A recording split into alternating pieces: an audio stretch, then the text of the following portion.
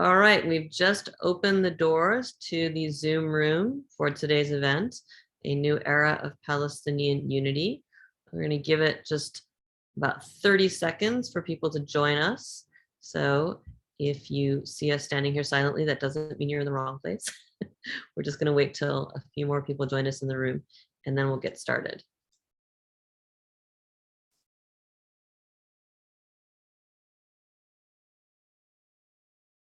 All right, so sticking with our past practice of being very punctual, it's 12:01. I'm going to go ahead and get started. People who arrive late might miss the introductions. They can go back and watch those on the video. Welcome, good morning. My name is Lara Friedman. I'm the president of the Foundation for Middle East Peace. I'm very happy, along with my colleague Khaled Al-Gindi, the director of Middle East Institute's program on Palestine and Palestinian-Israeli affairs. Happy to welcome you to today's webinar, which is the 8th and last session of our congressional briefing series, Israel and Palestine, Hot Topics in Congress. Thanks, Laura. Today's session is called A New Era in Palestinian Unity, ? And to help us better understand this very hot topic, we've assembled a really exciting and incredibly amazing group of panelists. I'm going to list them here in alphabetical order. First, we have Tareq Baconi, who is president of the board of Al-Shabaka, the Palestinian Policy Network, which is a virtual think tank, and author of Hamas Contained: The Rise and Pacification of Palestinian Resistance by Stanford University Press in 2018.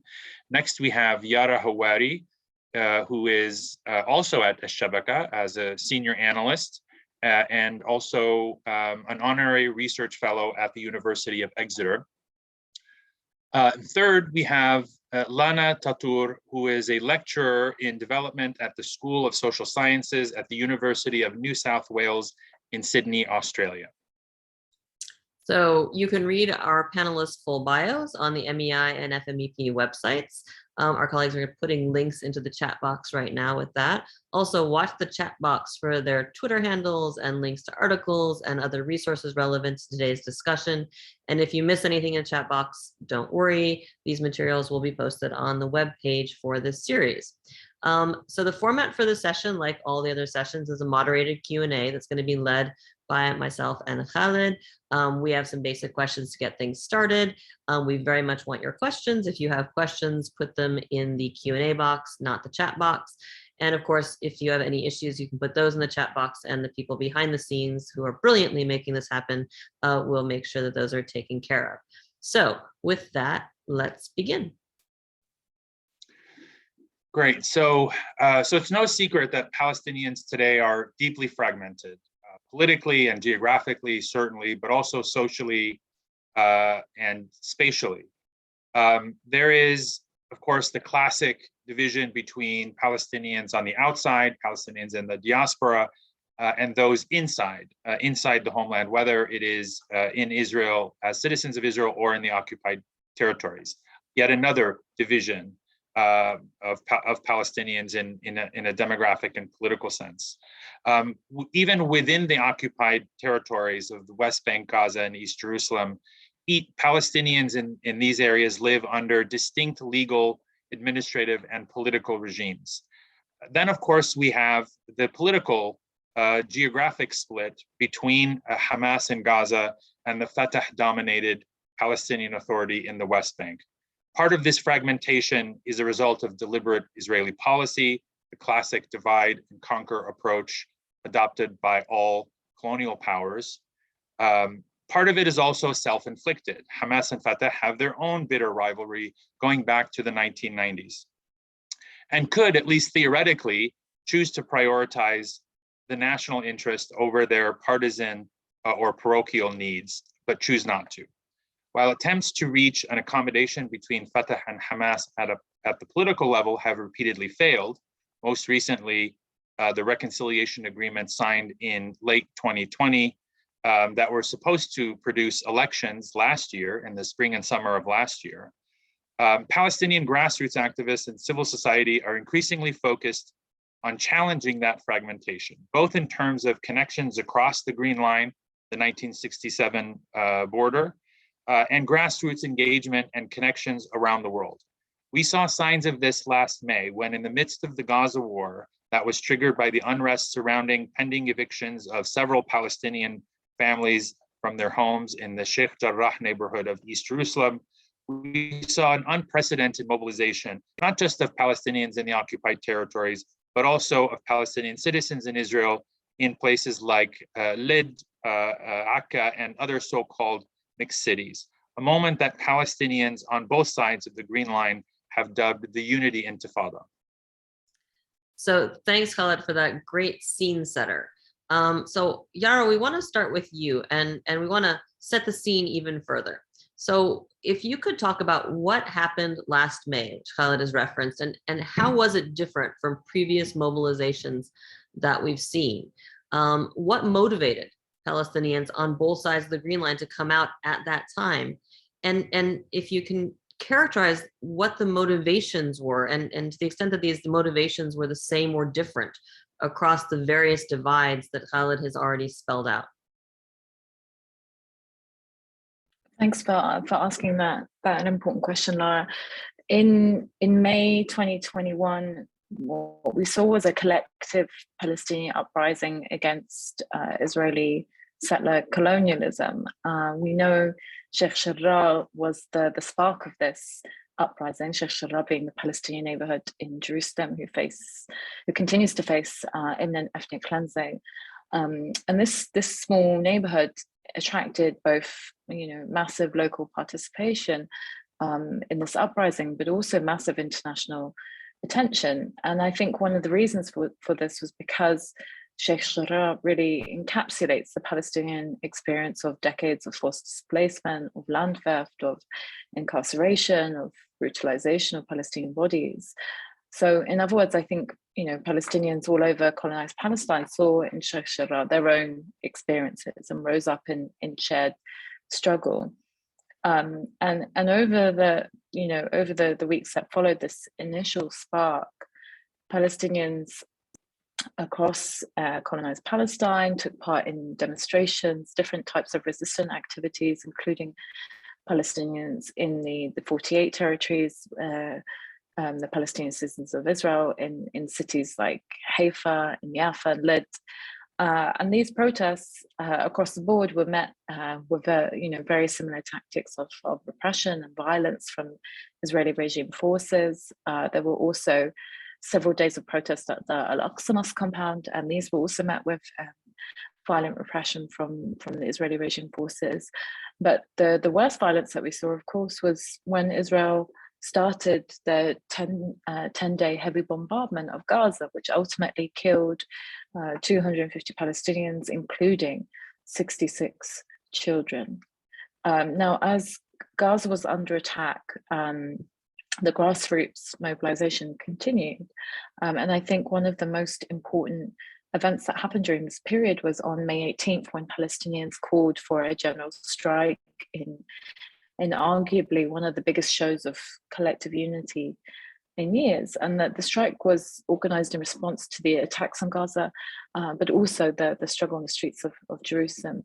And it was a particularly important activity or form of resistance for Palestinians with Israeli citizenship, who were reiterating yet again their shared struggle with Palestinians in Gaza and Jerusalem. And for Palestinian citizens of Israel, it wasn't just a show of solidarity. It was actually a very effective tactic of disruption of the Israeli economy. The Palestinian citizens of Israel are 20%, more or less, of the total population.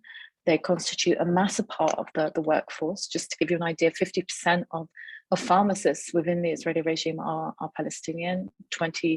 Around 25% of the nurses are also Palestinian, and the entire construction sector is pretty much Palestinian. 99% of Israel's construction sector is made up of Palestinian workers, many of them who are actually from the West Bank, who cross without permits and are treated appallingly so.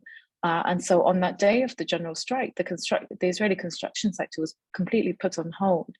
And this was, an incredibly effective tactic, but also an incredible show of unity. And during these weeks, it wasn't surprising for Palestinians, but it was particularly surprising for, I think, foreign pundits and the international media, that these were people chanting the same chants, carrying the same slogans on their banners.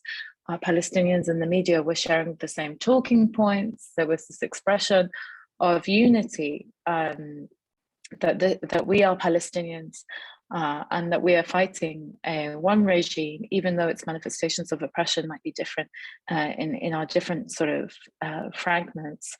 And this kind of unity, for many Palestinians, especially young Palestinians, especially what we call Gil Oslo, the Oslo generation, this is something that they haven't seen for during their lifetime.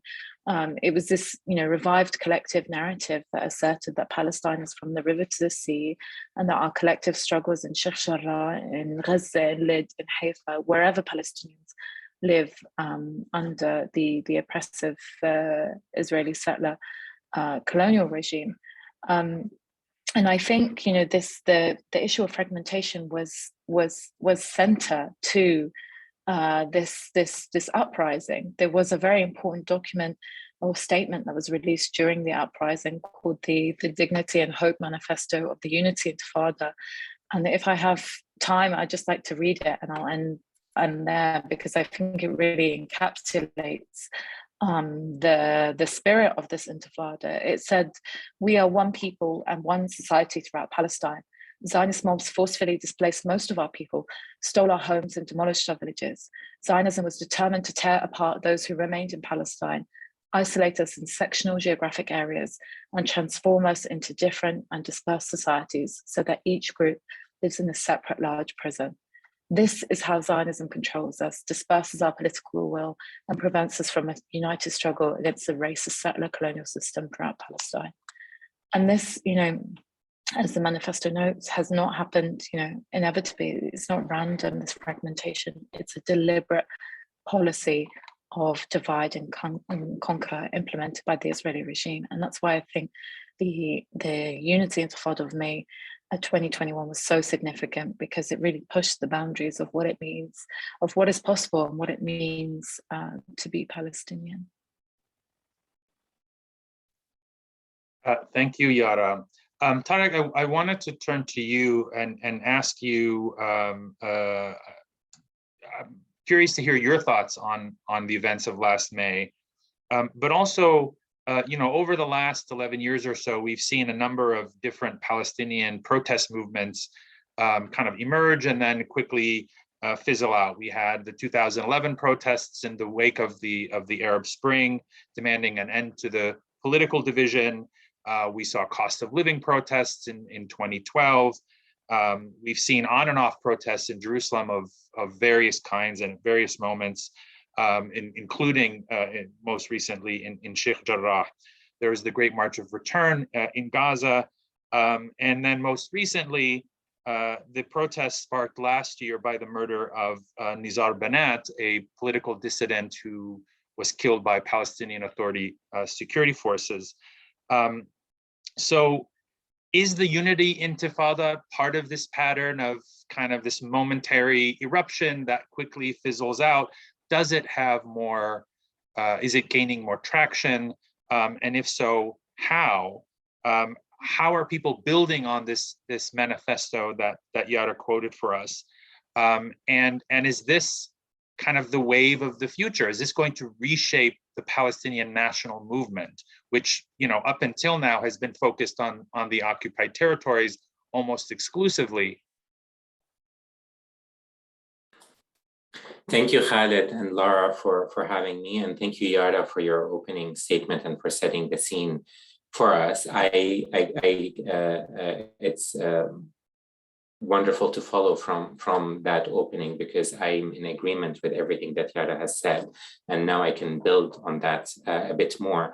When we think about all these different protests, it's very important to bear in mind the context that Yara has painted for us about fragmentation and about Palestinians being imprisoned in different locales. What that means, what that fragmentation means, is that often the forms of Palestinian protest and mobilization take different specific challenges in terms of the impetus for mobilization. So, for example, the protests that erupted after the murder of Nizar Banat at the hands of the PA cannot be separated from the Palestinian struggle and mobilization for dignity between the river and the sea. The PA is a subcontractor to Israeli apartheid, and their security coordination, the entrenchment of the security coordination with Israel, manifests in the oppression of Palestinians in the West Bank. It manifests in the oppression of Palestinians and the prevention of Palestinians from mobilization in the West Bank. The fact that an activist like Nizar Banat is murdered because of his outspokenness against the PA and against this reality of what the PA is cannot be separated then from the fact that this is also a protest against the Israeli apartheid regime writ large. Similarly, if we're thinking about cost of living protests, part of the reason that the economy in the West Bank and the OPT generally suffers is because of Israeli restrictions on freedom of movement, because of Israeli prevention of Palestinians having control over their own national borders, their imports and exports. Gaza's economic crisis is a manufactured crisis. It's a crisis that is the result of a blockade that is put in place to restrict all forms of movement of goods and people. So I would caution against sort of seeing these protests as protests about different issues. The challenges manifest differently in each of these different locales, but ultimately, whether it's economic impoverishment or security coordination and imprisonment and murder of activists, or it's oppression specifically and directly by the Israeli occupation forces, all of these protests are protests that are driven by Palestinians for hope and dignity and self-determination from the river to the sea. Now, if we think about that context, it still then follows that the Unity Intifada, as Yara said, was a particular kind of intervention. It was one, I wouldn't go as far as saying it was unprecedented, because there has been in the past mobilizations across historic Palestine by Palestinians against Zionist settler colonialism before even the establishment of the State of Israel. But it was significant in the recent history because it reignited this recognition by the international community, by external onlookers, but also by Palestinians who had bought into the partitionist agenda and into the Oslo agenda, that actually the Palestinians are a single people facing a single regime of oppression.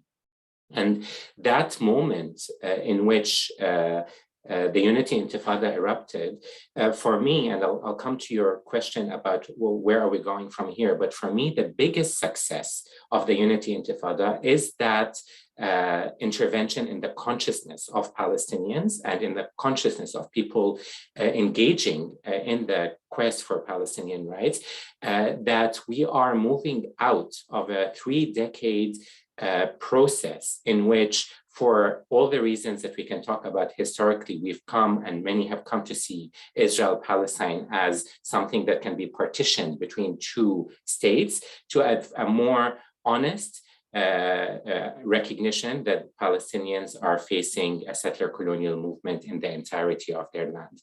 And the Unity Intifada, I think, was the spark that has landed us in this new paradigm, and has landed us, and by us I mean both Palestinians and their allies, as well as onlookers that are now finally understanding Palestine and the Palestinian struggle for liberation for what it is.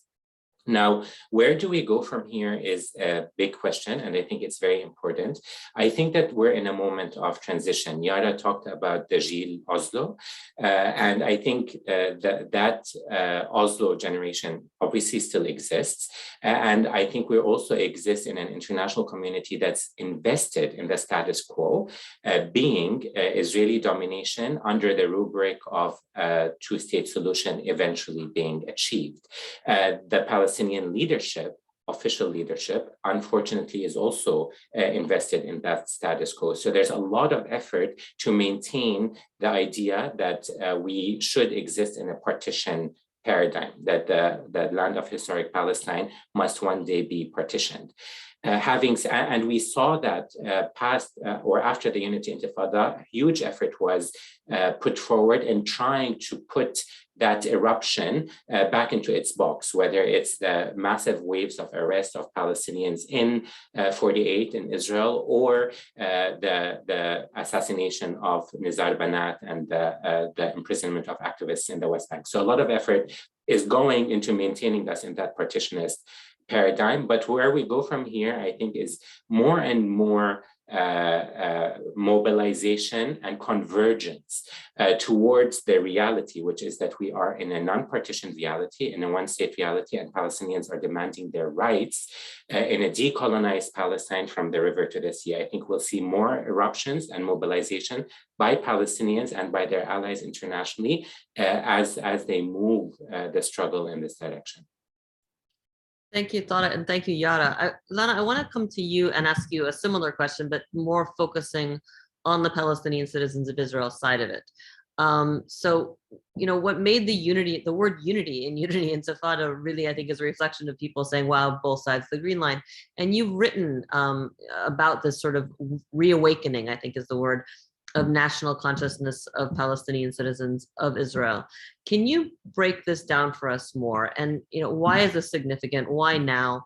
And also your thoughts on what impact that reawakening has on the direction of the Palestinian national movement, which I think in most people's eyes really has been at home, really in the West Bank and Gaza, and the traditional leadership of the Palestinians that are based in the occupied territories. Thank you for this question, and I think I'll start where Tareq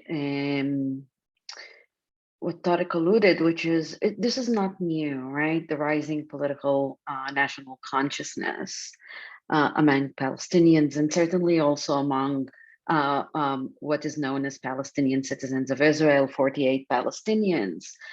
We've seen that happen before, where Palestinians across historic Palestine were mobilizing in unison and showing unity. And we've seen that. We just marked Land Day, and Land Day is a significant day in which Palestinians all across Palestine and in the Shatat, in the diaspora, mobilize together to mark settler colonization in Palestine, the relevance of land and resistance for liberation and land. We have the October 2000, the Second Intifada, where Palestinians, where 48ers also mobilized as Palestinians in Gaza and in the West Bank and elsewhere were mobilizing. So in many ways, this is not new, and this political consciousness and national commitment to the Palestinian struggle is something that has a long history to it. I think what is new in this political moment, however, is what Yara also talked about, the Oslo generation, Jil Oslo. And I think we see that also in 48 Palestine, because the Oslo Accords had significant impact on Palestinian political agenda within what is called Israel. And there has been kind of this shift towards following the Oslo Accords of Palestinians in Israel thinking about their political future more grounded in kind of the Israeli political scene. And I think as the Second Intifada happened and the disillusion with the ability and with the willingness to act within their Israeli citizenship and see in that their political future, what Palestinians in 48 Palestine are saying now, and especially the new generation of activists, the Jil Oslo, is we are tying our political future, our liberation, to the liberation of Palestine. So we are setting our political struggle not within Israeli politics, but we want to tie it to Palestinian politics for all its complexity. And I think this is something we're also seeing in the West Bank, this revival of liberationist agenda across Palestine, but also one that involves, again, refugees and Palestinians in the Shatad diaspora more broadly. And I think we are seeing one more thing, which is a real tension among 48 Palestinians with regard to their political future. So this is happening at the same time that we have a Palestinian political party joining the coalition, the governing coalition in Israel, United Arab List, Mansour Abbas, who is part of the government. So what we are seeing, and we still have the joint list, which is the list that unites other Palestinian political parties running to the Knesset. And what we are seeing is a real political contention, a real political disagreement as to the future of 48 Palestinians and where the struggle should go in the future, whether it should remain within the Israeli political landscape, i.e. working for a better status within the Israeli regime, or is it about transcending that citizenship, being part of an all-Palestinian liberationist project? And I think this is the real contention that we're seeing. And I think it's not very clear where we are heading in the future, but what is clear is that the new generation have said we want to be part of the Palestinian political scene and working on uniting Palestinians.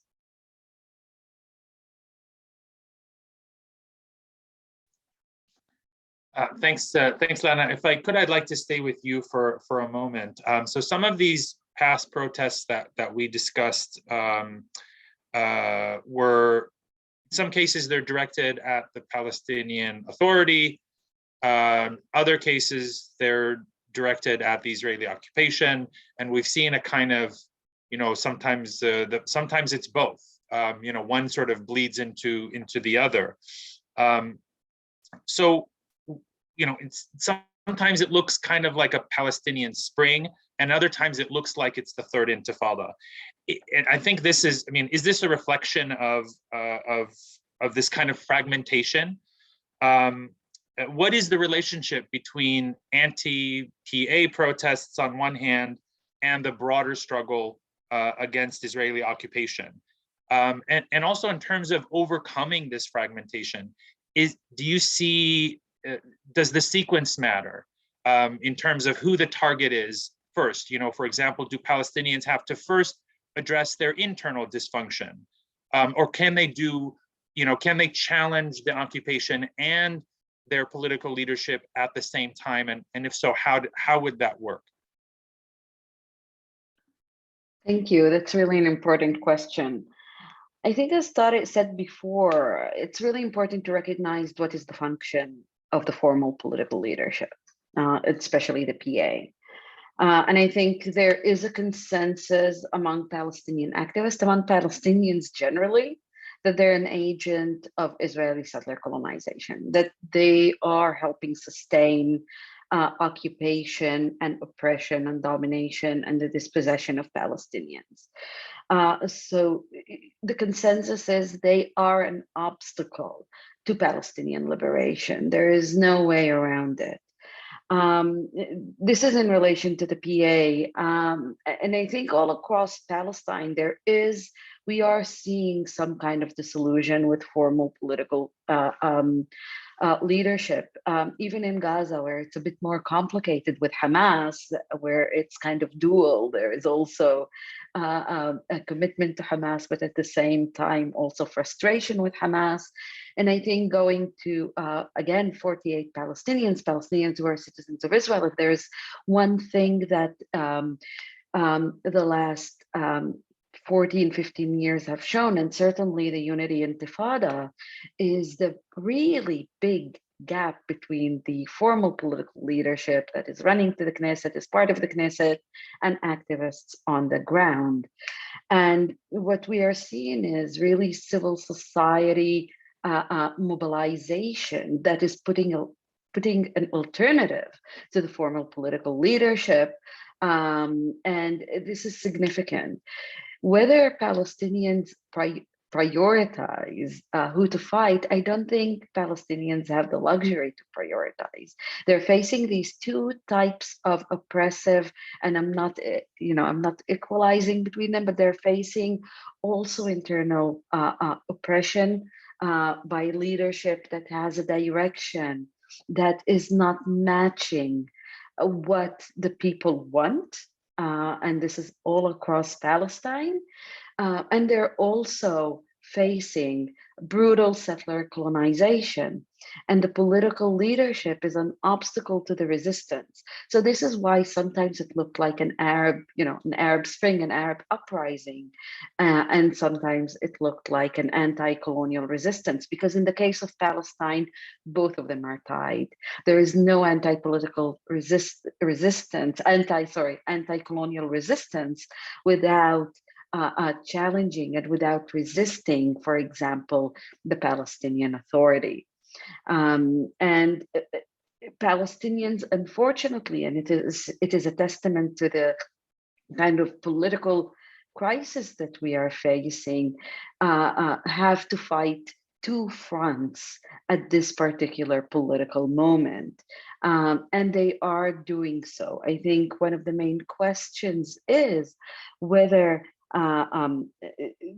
the Unity Intifada and whether all the mobilization, and it's important to note also that the Unity Intifada didn't start out of nowhere. There has been a challenge to formal political leadership in Palestine for years now. There is grassroots mobilizing, and the Unity Intifada really builds on the hard work of activists on the ground across from both sides of the green line, and trying to overcome fragmentation for at least more than a decade in a very intense way. So what we are seeing is actually building on these efforts in the attempt to try and forge a different political future. How that will pan out is a different question, but this challenge hasn't started with the Unity Intifada, and it's not going to end with the Unity Intifada. And we're constantly going to see a challenge of both the political leadership, certainly mostly the Palestinian Authority, at the same time that Palestinians are resisting settler colonialism in all of historic Palestine. Thanks, Lana. And that's a great lead in to what I want to ask Yara about, which is sort of focusing back in for a moment on the occupied territories. And we've already gone over the grounds of previous, the first Intifada, 87 to 93, second Intifada, 2000 to 2004. I mean, the Unity Intifada, that term, which we're using right now, is separate from the question that has been, asked by pundits and analysts now for years, when is the third Intifada? Why hasn't there been a third Intifada? Really, and that's focusing just on the occupied territories. When you look at the situation on the ground for Palestinians in all of those areas, the situation today is arguably much worse than it was at the start of either of those two Intifadas. So why hasn't there been an Intifada just around that, a third Intifada? Is it what are the circumstances that have led this, to wait for perhaps the unity approach? Is this about the weakening of the national movement? Is it about the discrediting of the Palestinian leadership, which acts as, again, people have said, the contractor for status quo occupation, or some other combination of factors?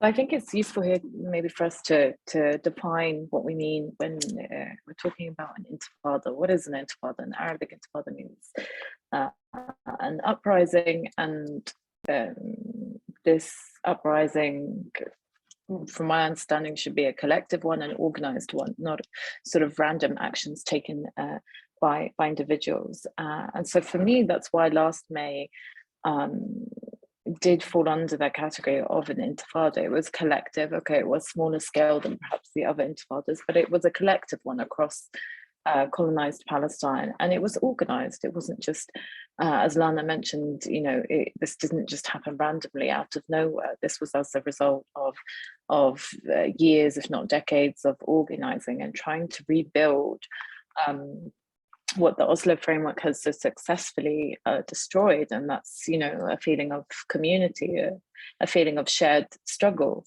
And I think that's one of the the worst consequences of Oslo, and there are so many terrible ones, was the individualization of the Palestinian struggle, the onus on individual success and individual achievements as a means to sort of liberate Palestine, which is also, of course, adopting a very neoliberal discourse. So I think last year does categorize as an intifada. I think the premise of that question, usually by pundits or journalists, when are we going to see another intifada, is never usually a genuine one. It's really about going for blood, finding out when they're going to next get the story, and always asking when Palestinians are going to be violent again, dismissing the fact that of course there is a slow and steady form of structural violence inflicted on the Palestinian people by the Israeli regime. Now, switching gears slightly and thinking about the sort of the Palestinian national movement and what the last year meant for that. The Palestinian national liberation struggle has been going through a process of forced depoliticization even since before Oslo, and I think that's certainly accelerated during the Oslo period. And it's been going through this downward spiral, exacerbated by neoliberalism and by various other factors. But I think May last year showed us that there is a possibility to create new political spaces and to organize outside of the political institutions that have co-opted the Palestinian national struggle, and to develop a new type of politics.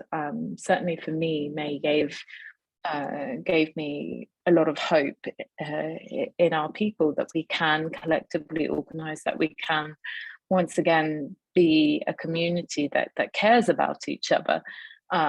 Because that has been one of Israel's main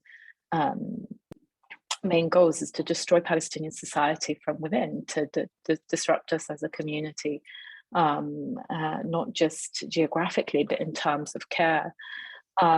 So yeah, I think I'll stop there. Yeah. Thanks, Yara. So turning to you, Tareq, and shifting gears a little bit, in the past several days, we've seen a number of deadly shooting attacks against Israeli civilians. These attacks, which were carried out by both Palestinian citizens of Israel and by at least one, by Palestinians in the West Bank, would seem to underscore this theme that the Green Line really is increasingly less relevant. Whether in security terms or in political terms or otherwise. But they also, I think, harken back to a darker time when armed attacks became the norm and unarmed forms of resistance were marginalized. I'm thinking back, almost exactly 20 years ago during the peak of the second Intifada. So are we slipping back into this kind of a dynamic where even if nonviolent protesters, or I should say unarmed protesters, are mobilized, they can easily be overshadowed by and sort of undercut by just a handful of people who are prepared to use very deadly forms of violence? Thank you, Khaled. It's a really important question, and I think we need to talk about a few of the assumptions underpinning the question. And Yara began talking about that.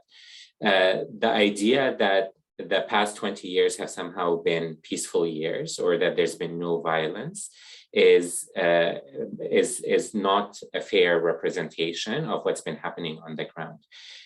Palestinians are living under a structure of violence that is mundane and daily. So even outside the spectacular violence that we might see in attacks against Gaza or in Israeli incursions into the West Bank, Israeli violence has been relentless.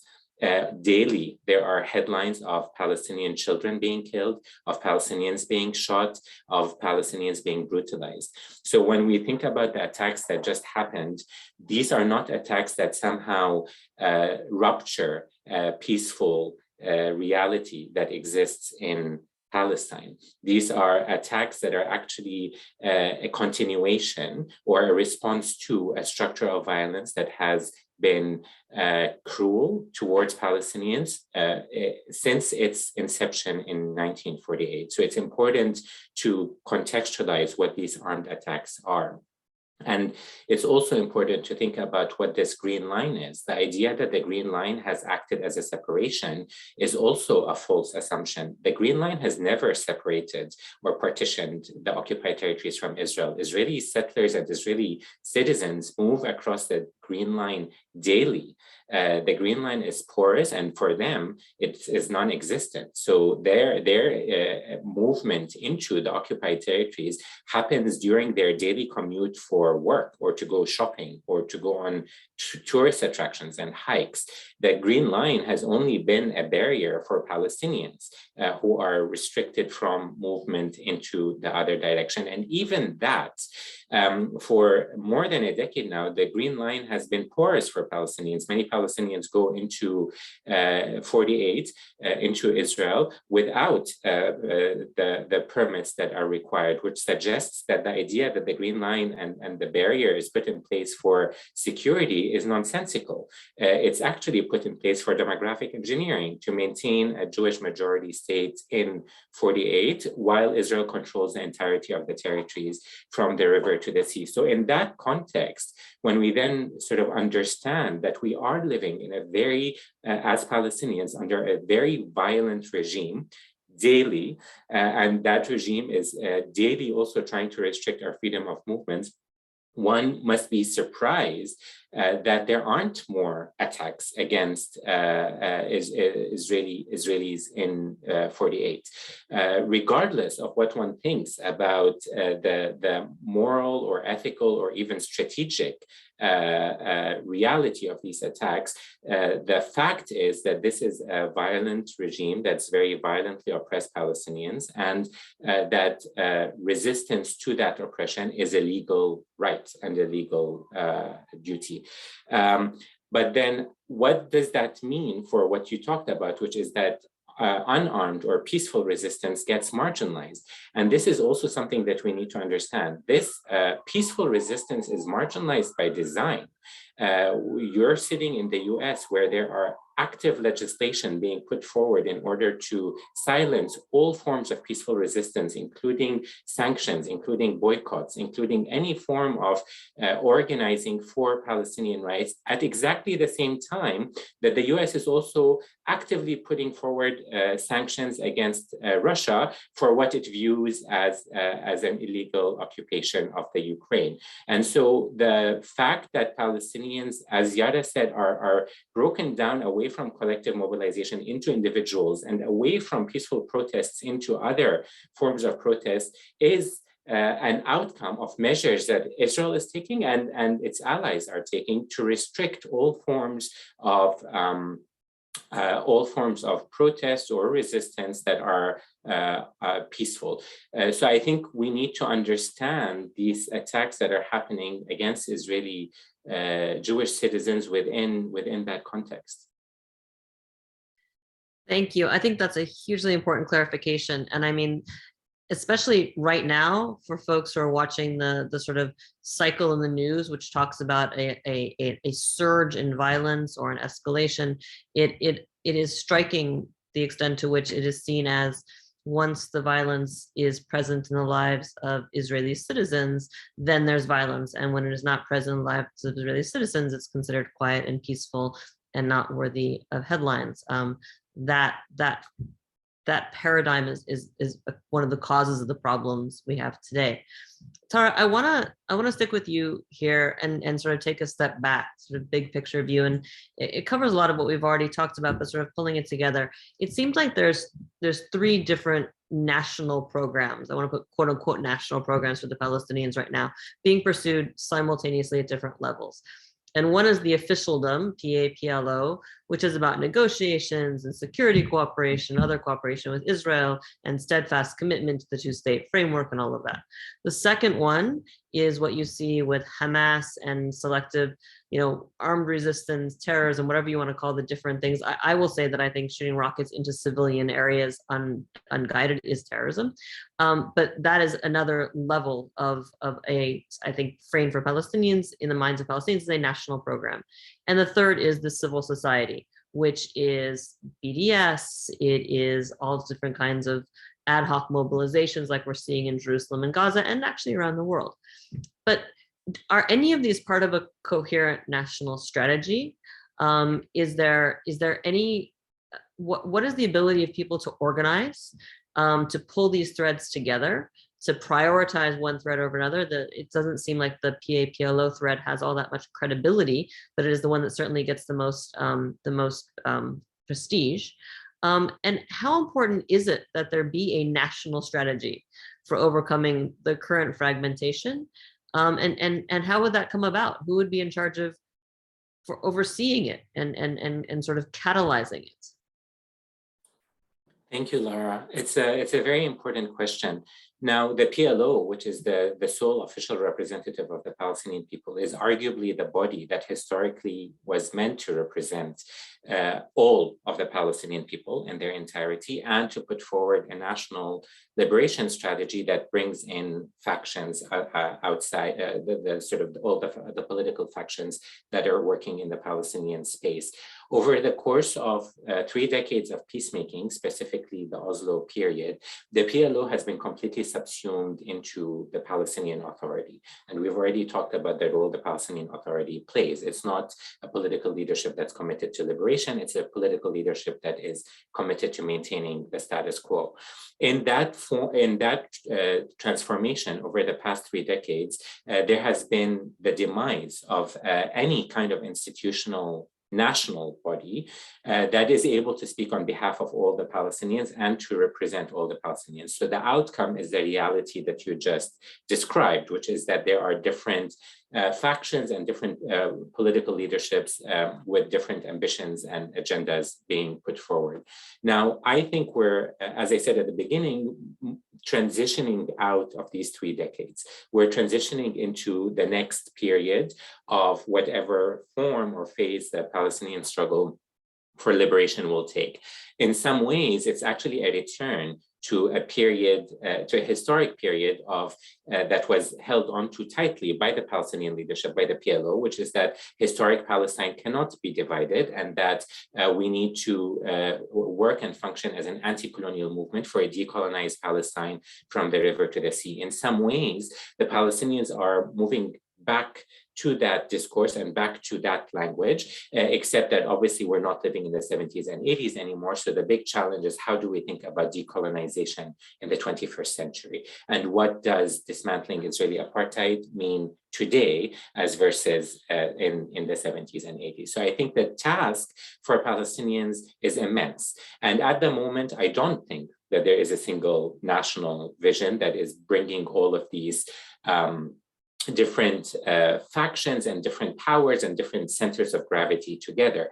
But what I will say is that, as Lana said, a lot of that work is groundwork, is behind the scenes work, is building the infrastructure, and that's happening. It's happening daily. I mean, we're thinking about 2021 being the year that international organizations come out with designations of Israel as an apartheid regime.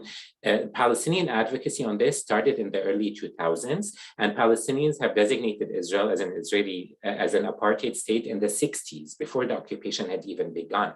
So the groundwork is there. We see it in the mobilization. The Unity Intifada is just a symptom of the fact that this groundwork is happening. And I do think that out of this investment of time and energy and resources and organizing and mobilization, a national strategy will evolve and will come to the fore. We have to wait and see what form it takes. The one other thing I want to say on this idea of the national strategy is that for a liberation movement to be successful, it has to be diverse. By default, it has to be able to bring together different constituencies, different religions, and different races, and different genders, and different classes.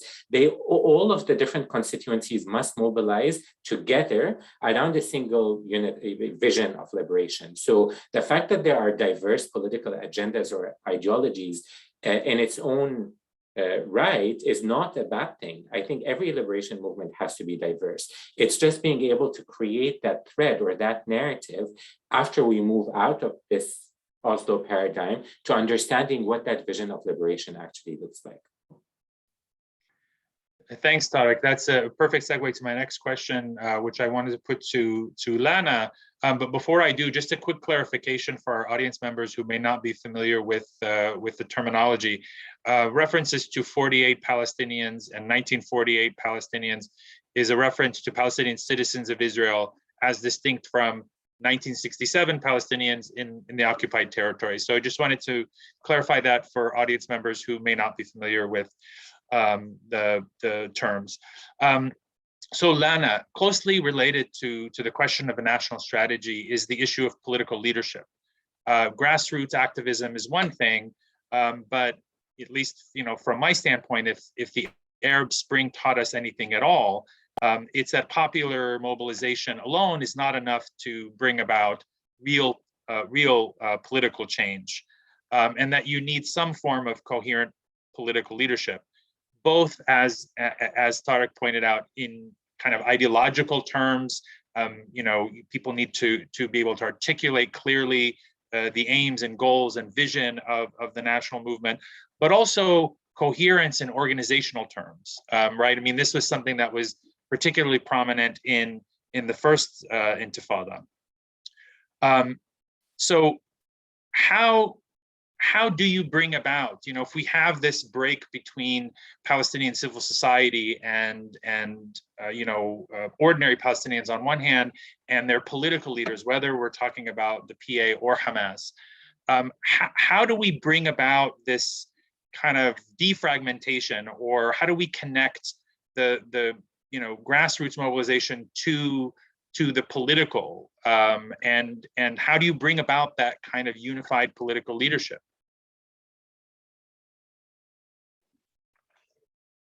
That's really a good question. I'm not sure I have a good answer for it, but look, I think you're touching on a really sensitive issue. It's not a secret that Palestinian leadership, in terms of Palestinian leadership, we are in a very deep crisis. I think it is one of the most significant crises in leadership we have seen in decades. We are facing leadership that is, for the first time, is complicit in our own oppression. And this is not something we can underestimate. And this is a leadership that is recognized internationally as the leadership. It is the leadership that is, being supported by the United States, European countries, and recognized globally as the leadership, at the same time that it does not enjoy and does not have legitimacy among Palestinians in Palestine, and again, Palestinians in the Shatat, in the diaspora. And I think this is significant. What we are seeing is leadership that is being backed up with political power, and that has really invested interest in settler colonialism. The benefit is enormous. On the other hand, we're seeing mobilization, grassroots mobilization all across Palestine. The leadership is there all the time. There is a leadership. And we can identify this leadership. Yes, it is civil society mobilization, but it is bringing a new leadership, new Palestinian leadership. What we actually have is the obstacle of how do we get rid of our formal leadership and bring new leadership into positions of power. And here I'm not necessarily talking about formal positions of power, but I'm talking about true leadership that represents the will of the people. And this is the real crisis that we are facing. And this is why it goes back to your previous question. This is why Palestinians are fighting two battles at the same time. There is a struggle against their leadership and an anti-colonial struggle. This is why they're connected. And as long as the formal leadership is, backed up by real power that is globally backed up and supported in its oppression of Palestinians, it's the real obstacle for Palestinian liberation, for new Palestinian leadership to emerge. The leadership is absolutely there, but it is tied to our ability to get rid of the current leadership. And really, we're seeing how irrelevant this leadership is. And Tareq was talking about leadership that represents all people and gender, ethnicity, and it is there on the grassroots. Where it doesn't exist is at the formal level, where we are seeing kind of a masculine, toxic, semi-nationalist, or speaking in nationalist voice, but actually a very regressive leadership. So the hope is Palestinians are fighting the two battles in order to be able to leverage this new leadership into real political program that they can struggle against globally. And they are leveraging this program, but we need the obstacle to go away, and that is the formal political leadership. Thank you. And Yara, I want to pick up the same thread with you. I had a conversation yesterday with Dalia Hatuka about current events, and we were talking about the recent local elections that were held in the West Bank and the prevalence of candidates who chose to run as independents in what seems sort of as either repudiation of the traditional political lines of authority or recognition that those associations maybe aren't popular and aren't a good way to gain credibility and popularity. So that just seems relevant to me to this conversation, what these obstacles are and how people sort of get around them. I'm curious what your thoughts are, adding to what we've heard already about the obstacles to a coherent Palestinian national movement, internal and external emerging, but also your thoughts as I think one of the sharpest observers I know of the Palestinian and global political scene as it relates to the Palestinians. What do you see as the most effective ways that Palestinians can or are overcoming them? So there are so many obstacles to Palestinians taking part in any kind of political process across colonized Palestine. If we look for a moment just at the 67 territories, the Israeli regime disrupts Palestinian political organizing through all different kinds of mechanisms, mainly for its military regime. There are various Israeli military orders which prevents Palestinians even meeting for political meetings. A meeting of more than 10 Palestinians can be considered a political gathering and can land you in jail. And that brings me on to the next mechanism, Israel's carceral regime, which is perhaps the most effective way at disrupting Palestinian political organizing. At the moment, there are thousands of Palestinian prisoners, political prisoners, who are rotting in Israeli jails. And some of them have convictions of a couple of years, some have a couple of decades and even more. And, you know, as we all know, Israel can hold Palestinians under different conditions, legal conditions, including administrative detention, which means that they can hold people without trial for lengthy periods of time. And just that risk of going to prison, you know, the cost of being politically active, of taking part in any kind of political activities, not just in the 67 territories, but across colonized Palestine, the risks are incredibly high. The costs for many people don't unfortunately seem worth it, because there is also limited return at the moment to that kind of political organizing, unless you take part in the sort of the formal leadership that Lana talked about, or the Palestinian political institutions, which are not only given the okay by the Israeli regime, but their existence is premised on cooperation with the Israeli regime. So this is the only safe space that Palestinians can really feel comfortable in to take part in politics. And yet it's a space which is deeply collaborative with the Israeli regime. And its existence is premised on that collaboration. So being political in Palestine is not an easy feat by any means, and the design of such a system is really phenomenal. Some of the brightest, youngest Palestinian leaders are currently in jail, and often their crimes are for being affiliated with different leftist groups or different leftist unions, etc. So the elections, I think, were, I think the recent municipal elections told us a lot of things about Palestinians in the West Bank. The turnout for the municipal elections was 53%, which sounds low, but also I think globally it's not particularly off trend. I think local elections tends to be around 60%.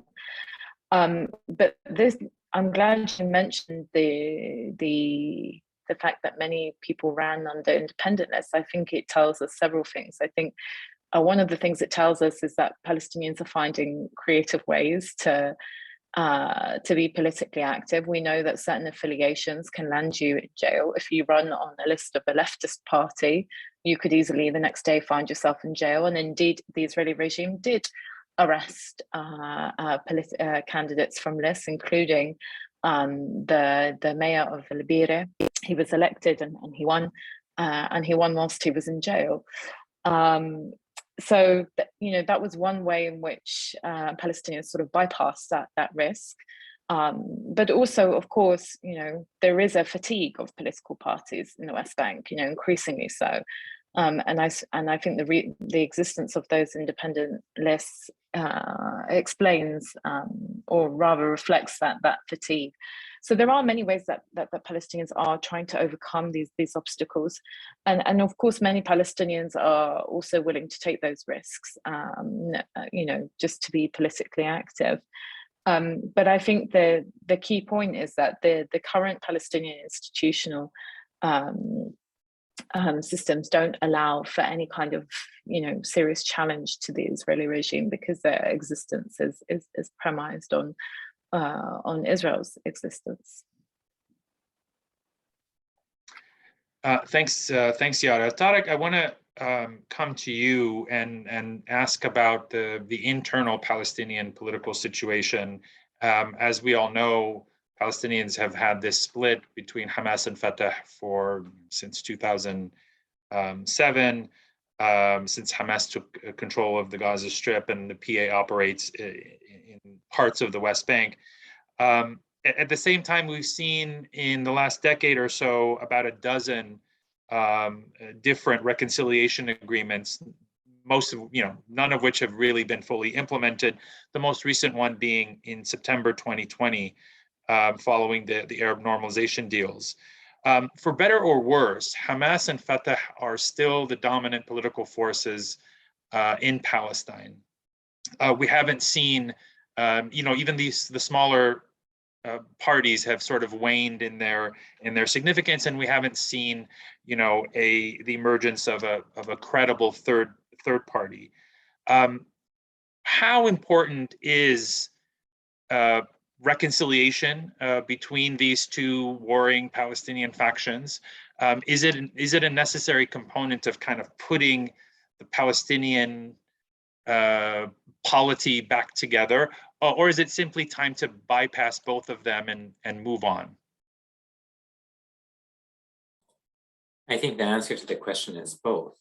So I think that the bypassing of the factions is happening already. And as Yara just talked about, Palestinians are engaging politically in ways that are non-factional, whether they are through running in municipal elections as independents, or they are politicizing civil society more actively, or in their organizing both in Palestine and internationally. So I do think that the power that the factions have, at least their recognition as official political leaderships for most Palestinians has ceased to be the case. I think they still have power because for many, particularly those living in either the Gaza Strip or the West Bank, excluding East Jerusalem, the professional realities they have, the economic realities they might be able to get, family affiliations, tribal affiliations, all of those kinds of social networks are also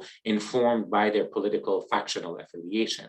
So I think that there might be a way that Palestinians still revolve around the factions, while also recognizing that the factions in terms of political power for most Palestinians have been a huge letdown and are not necessarily where the future political liberation will come. So having said that, so just to say, there is the political organizing happening that's non-factional. But having said that, I do think reconciliation ultimately is hugely important.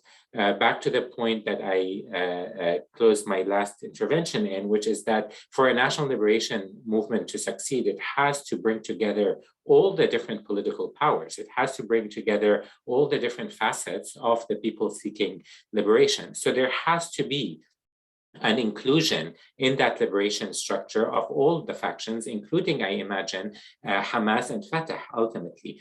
The problem is that Hamas and Fatah today are seeking reconciliation within the body of the Palestinian Authority, which is, as we spoke about, a body that is operating under Israeli apartheid. They're not seeking reconciliation in the PLO or the broader body that would ultimately be speaking on behalf of all the Palestinians.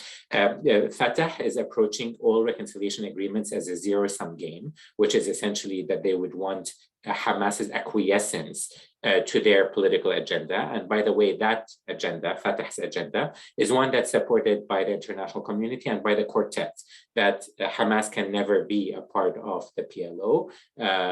So that's already, that kind of unity is already sort of killed before it achieves anything. And Hamas, for its part, is unwilling to concede its control over the Gaza Strip in any kind of future reconciliation. So both factions are locked in a zero-sum game, and they don't see how that, without some major change on the political scene, either in the West Bank or Gaza, how that is going to shift.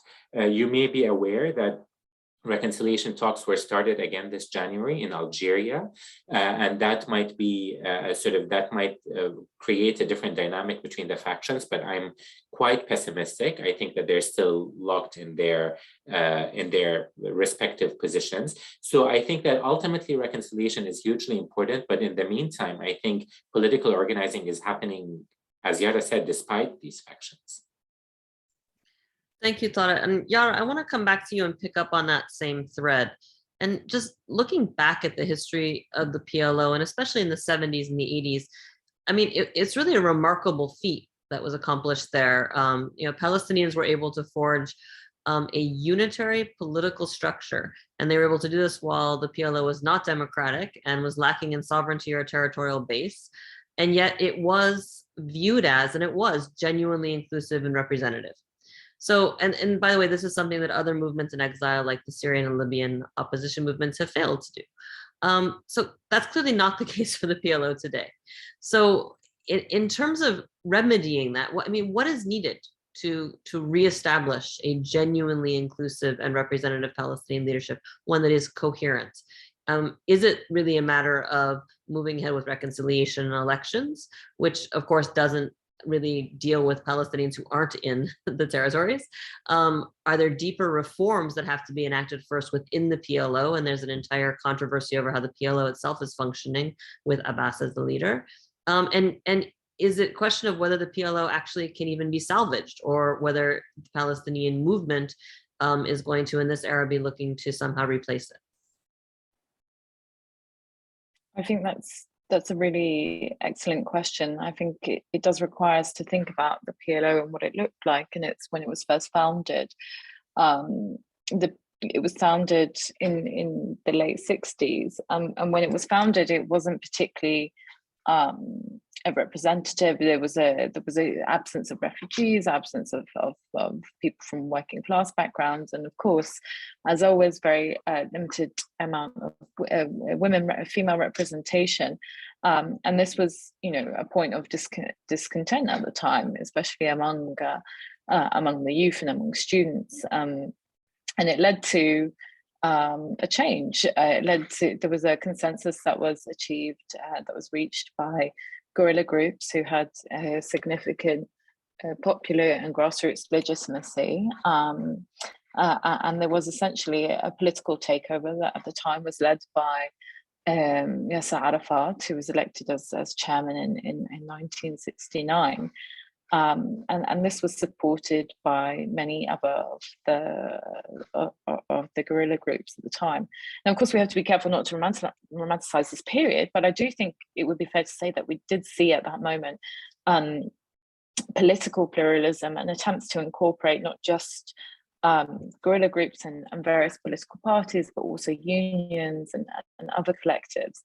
And there was an initial consensus that was reached that this is, that the Palestinian liberation movement should take on a revolutionary arms struggle that was free of the control of Arab states.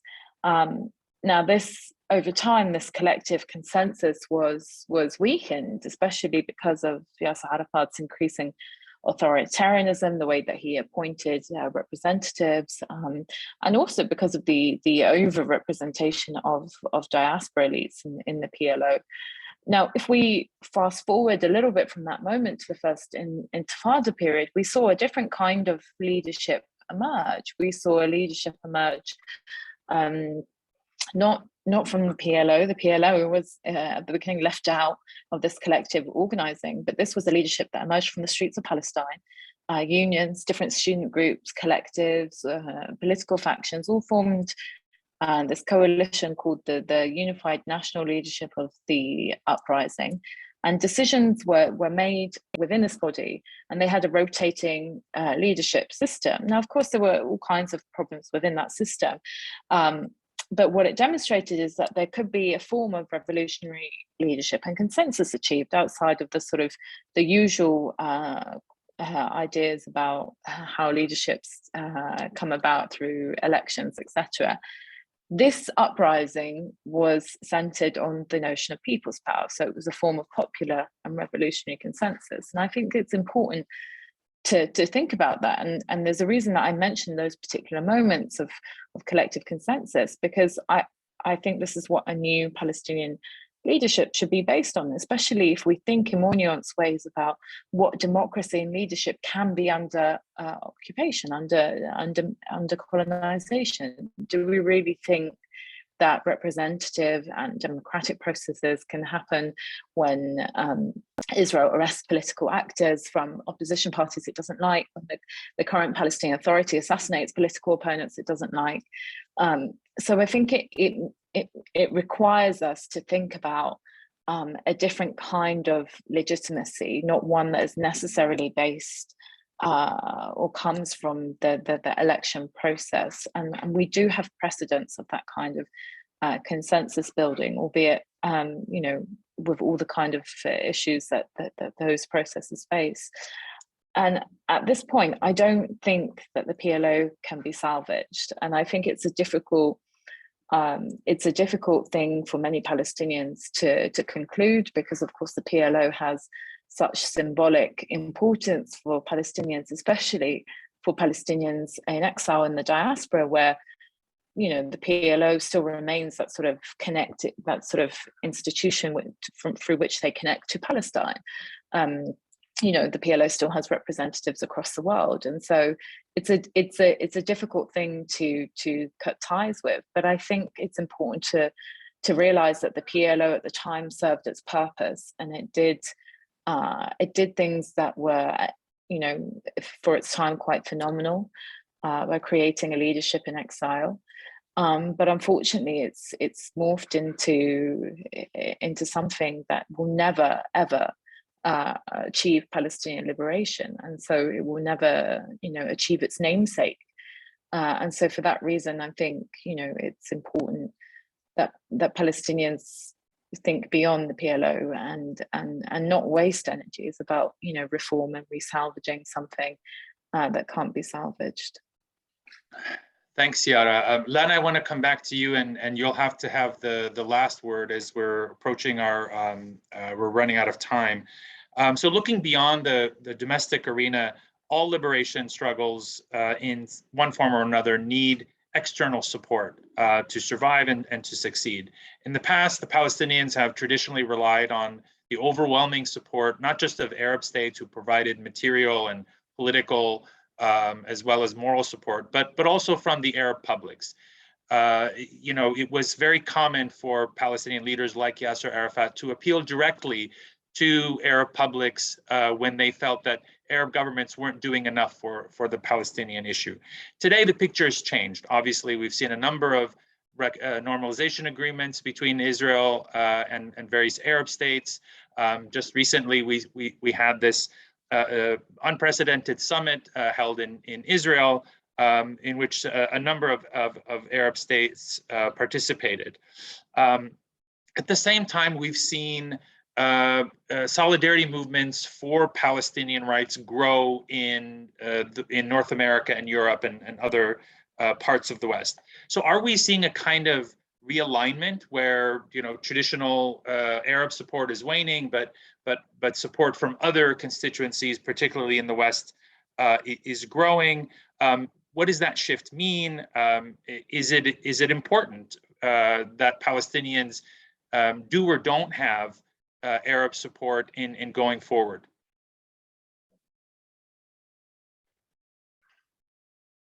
I think that in relation to the Arab world, and going back to Yara here, when the PLO was founded, it was founded precisely to try and get a Palestinian voice and try to set a Palestinian agenda that is in connection, but also independent from Arab leadership broadly.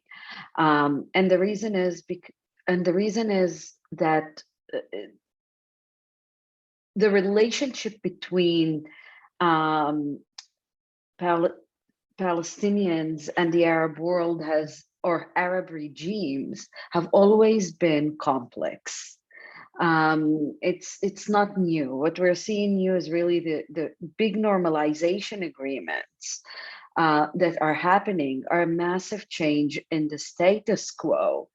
But it's also important to remember to differentiate between the Arab regimes and the Arab publics. Palestine still enjoys wide support among Arab publics. When Bahrain went into normalization agreement with Israel, there has been Bahrainis coming out to condemn their own government for taking this step.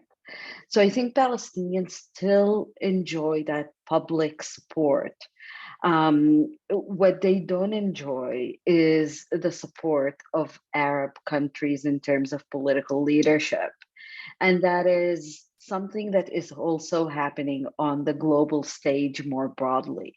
So if in the 60s and 70s, Palestinians through the PLO had the support of third world countries and were part of the third world liberation projects and enjoyed support both of governments and of the third world publics.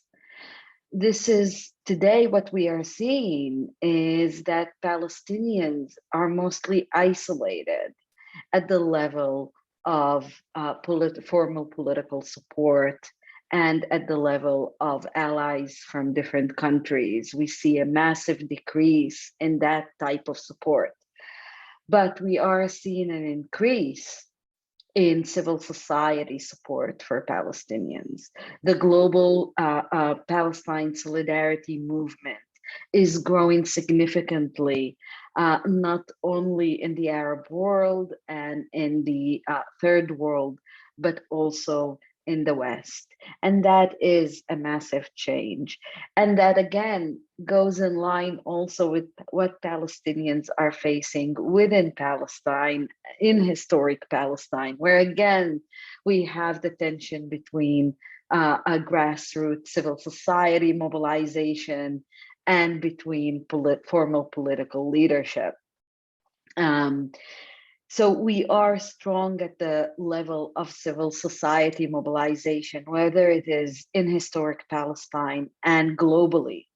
The question is when governments and when formal international political community is going to catch up with civil society and change its course on the question of Palestine.